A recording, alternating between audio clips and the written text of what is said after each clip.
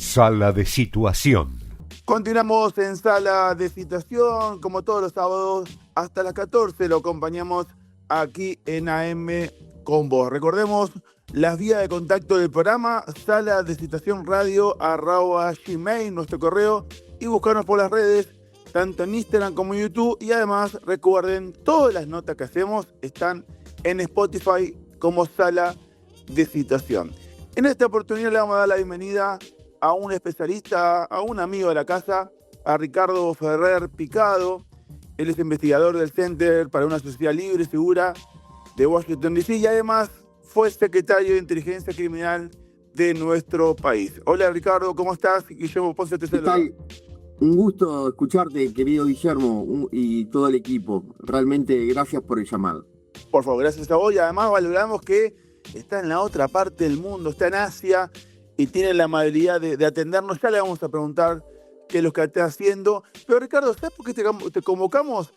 Recientemente, la Ciudad de Buenos Aires creó un registro de perfiles genéticos, que es algo muy importante, es una herramienta que si se puede usar bien, me lo vas a decir vos, pero entiendo yo que va a ser muy importante para la investigación criminal. Sé que en Mendoza hay algo más trabajada hace mucho tiempo, pero ¿qué opinión tenés vos de esta creación reciente en la ciudad del registro de perfiles genéticos? Imagínate que hasta ahora, hoy día, hasta la policía de la ciudad encontraba una huella biológica en un robo, pero esa prueba quedaba archivada en un cajón ciega sin poder cruzarse con nadie, a menos que ya hubiera una condena por abuso sexual. Entonces el delincuente salía y volvía a robar porque los expedientes no hablan.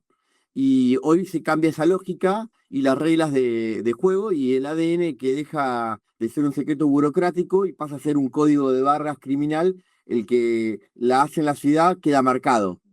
Entonces es el fin del vale todo y de la reincidencia. Hablabas de Mendoza y con esto el 75% de los criminales peligrosos empiezan cometiendo delitos menores como robos, hurtos, y al ingresar el imputado desde el primer delito menor se frena su carrera criminal antes de que escale a un homicidio, por ejemplo. Qué No bárbaro. esperamos a que haya un muerto para usar la tecnología, dice la ciudad. Al delincuente lo frenan en el primer escalón de la carrera, es importantísimo esto. Mira, ¿y en Mendoza se han obtenido resultados importantes, Ricardo? Bueno, en Mendoza es la referencia del hemisferio, porque las investigaciones con lo mismo que la ciudad, ya hace años, ya lleva 10 años Mendoza, lo comenzó el ministro de Seguridad Gianni Benier, y las investigaciones ya no empiezan de cero, pasan de un sistema analógico y aislado a un sistema interconectado, y en ambos las pruebas dialogan, y porque desarrolló el FBI que se llama CODIS. Entonces la tecnología que viaja a toda velocidad, la justicia no puede seguir viajando en carreta, ¿no? Y desarmar el mito de que se trata de, cuando se mete tecnología en la investigación en un gran hermano o Matrix, lo que se persigue es defender la salud de la sociedad, de la seguridad. Y, por ejemplo, una huella dactilar que es la huella dactilar del siglo XXI, ¿no? Lo que se está haciendo. No sé si tenés una enfermedad, ¿no? Te dice bien el delito que se está generando, mucho más fácil de estudiar. Y este registro no mira la salud de una persona o el caso concreto de un criminal solamente, sino también funciona como un código de barras que se activa si cometés un delito cruzando información. Qué bárbaro, qué bárbaro. Y además de prevenir delitos graves, también puede llegar a cumplir un efecto medio disuasivo, ¿no? Entre los delincuentes. Mirá, Mendoza nos demostró con datos reales que esto no es una teoría. Y allí en Mendoza, 7 de cada 10 rastros de ADN encontrados en una escena del crimen hacen match y identifican al culpable. Entonces, el dato real es que el 75% de los que caen por homicidios o abusos graves, escucha esto, ya estaban en la base de datos por un robo menor en forma previa.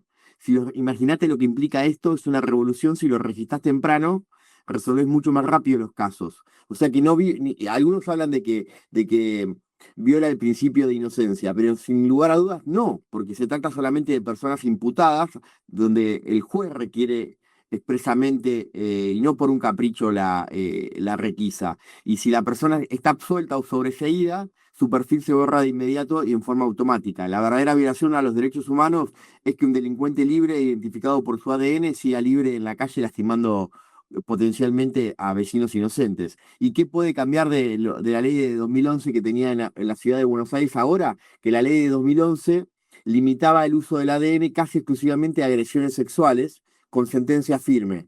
Era una ley de alguna manera, por decirlo, ingenua, que dejaba afuera al 99% de los delitos que sufren los porteños todos los días. Los robos con armas, las entraderas, los homicidios.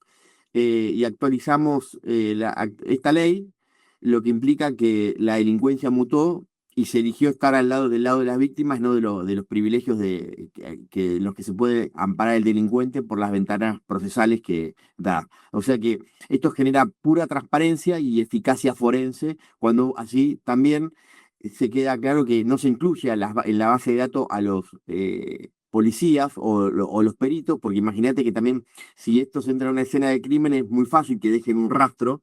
Claro. Entonces, me refiero a un pelo, saliva de cuando hablan. Entonces el sistema la descarta automáticamente en segundos, salvo casos concretos, y se evita así perder el tiempo investigando a los trabajadores de seguridad o auxiliares de la justicia, ¿no?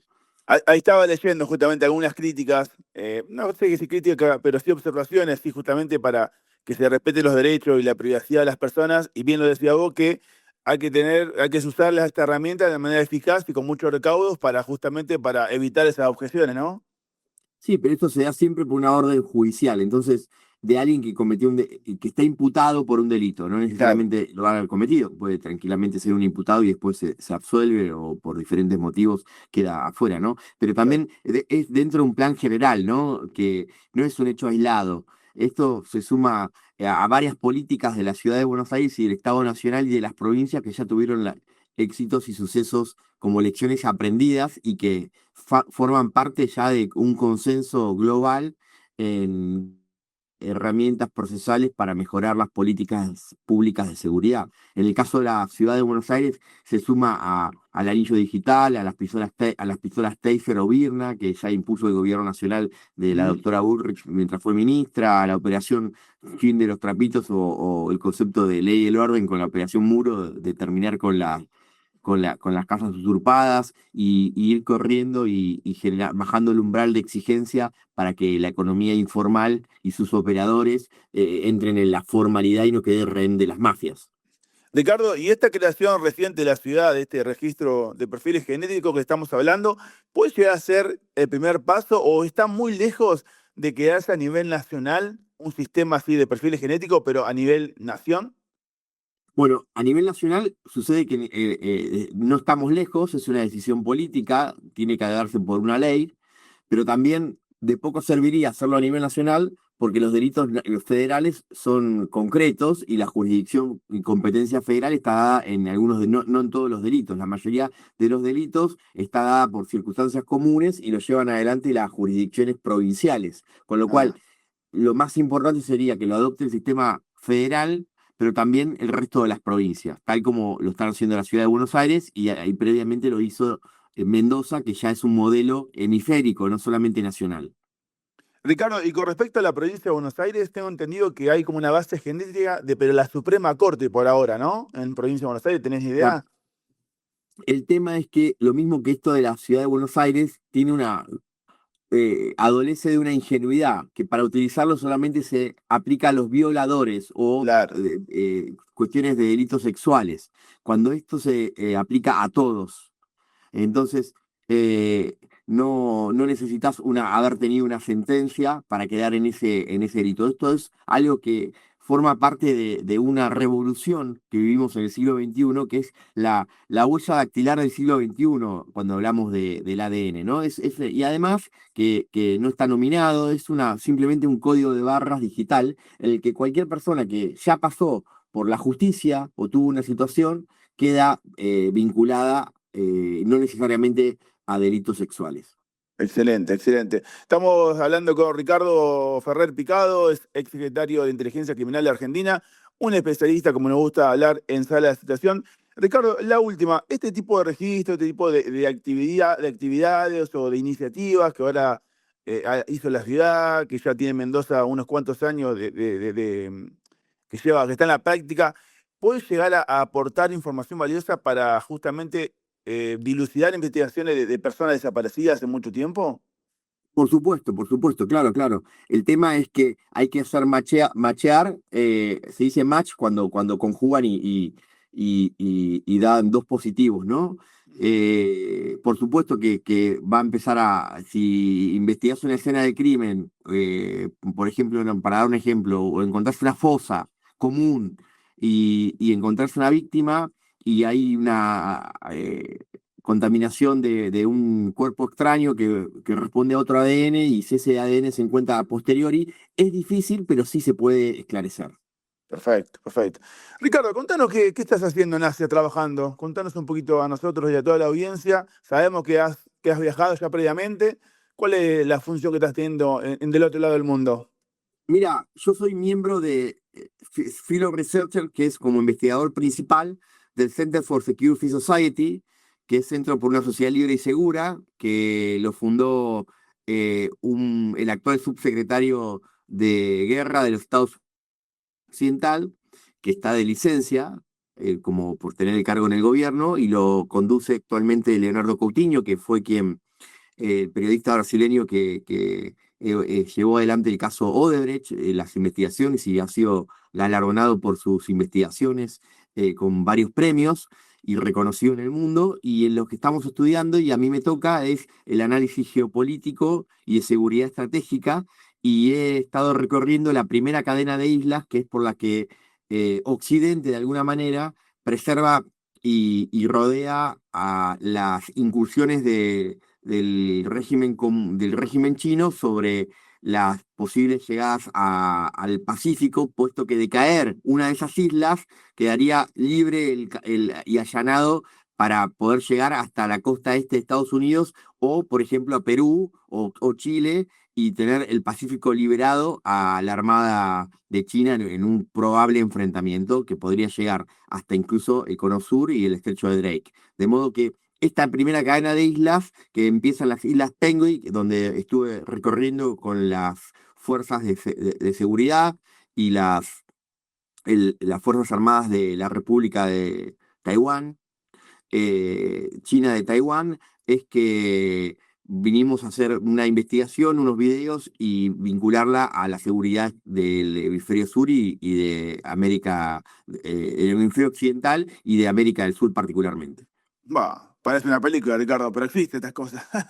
No, está bastante vinculado, bueno, sobre todo por los fines duales de los puertos, de las tecnologías, de inclusive uno ingenuamente puede adquirir un auto chino o un celular o tener una municipalidad que compra cámaras y en definitiva está tomando hábitos cotidianos de las personas en las que se logran patrones de conducta de una ciudadanía que al final del día puede ser totalmente manipulable a través de narrativas, redes o redes sociales inclusive, ¿no? Claro. Ricardo, como siempre, has sido muy amable y que tengas un buen día. Muchísimas gracias y hasta pronto. Nos vemos y saludos a Sebastián. Pasó por Sala de Citación Ricardo Ferrer Picado, ex secretario de Inteligencia Criminal de Argentina, que nos hablaba desde Asia, de la otra punta